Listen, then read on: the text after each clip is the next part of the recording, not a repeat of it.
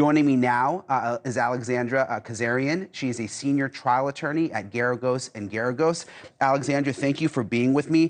I mean, Neil broke it down.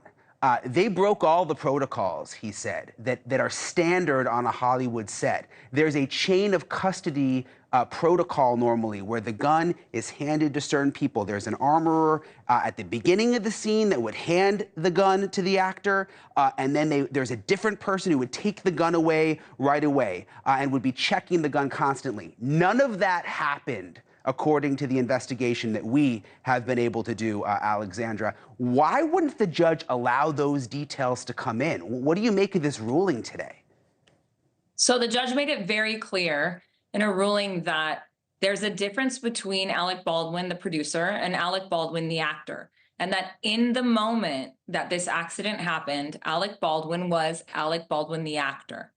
And you've said it exactly the way that the prosecution wanted to present it. They all knew. They all knew. Well, the prosecution, up until today, had every opportunity to present evidence that Alec Baldwin himself knew. And after reviewing that evidence and those arguments, the judge decided that there was not evidence that implicated Alec Baldwin, the producer, while he was performing as Alec Baldwin, the actor. So it sounds to me like they did not make a clear and convincing argument to the judge that he actually was involved, that they had evidence that he knew, that he was told. And everything that senior armorist said was, it's obvious that he would have known. But in a criminal court, you need evidence that he did. How big of a deal is it, I mean, in terms of it being a blow to the prosecution's case? Do you think this was a big part of it? Because obviously we focus on the gun and whether or not he pulled the trigger. But what led up to that, which you heard from Neil, and all the mistakes that were made, it seems like that would have been pretty pivotal to the prosecution's case here. Oh, yeah. I think that having Alec Baldwin, the producer, on trial was exactly what they were hoping for. And implicating him in all of the decisions that went down the line was a huge part of their prosecution. If he is just Alec Baldwin, the actor, who was handed a gun, then how are they going to prove that he knew what happened before he was given the gun? It's going to be very, very hard for them to prove that he had anything to do with it if the defense position is that he was just an EP by name, or that his duties had nothing to do with that part of preparing for the movie. We saw Alec Baldwin do the ABC interview. He's done other interviews too. He really hasn't shied away from talking. Do you think that he will testify in court? I mean, if he was your client, would you urge him to get up on the stand?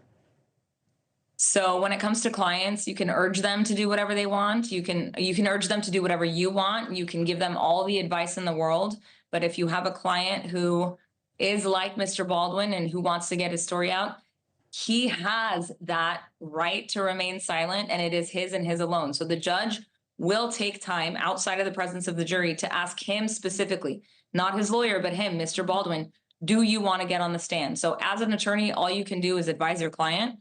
I would always advise my client not to take the stand, because even if you're the best actor in the world, maybe even especially if you're the best actor in the world, that can be used against you. The jury could say, I can't tell if you're telling the truth because you're great at this. This is part of your job. So I would always caution a defendant not to take the stand, but it's always ultimately in their hands. Yeah, and Alec Baldwin may be going into this now feeling very confident. I mean, again, this was a big win by all accounts for the defense, that all is going to stay out. Everything you just heard in terms of what he may have been involved in knowing about this set just being a disaster waiting to happen, the jury is not likely going to get to hear. So he may go into this thinking, look, let me testify. I feel good about the way things are going. Alexandra Kazarian, thank you so much for joining us, helping us break it down. We appreciate it.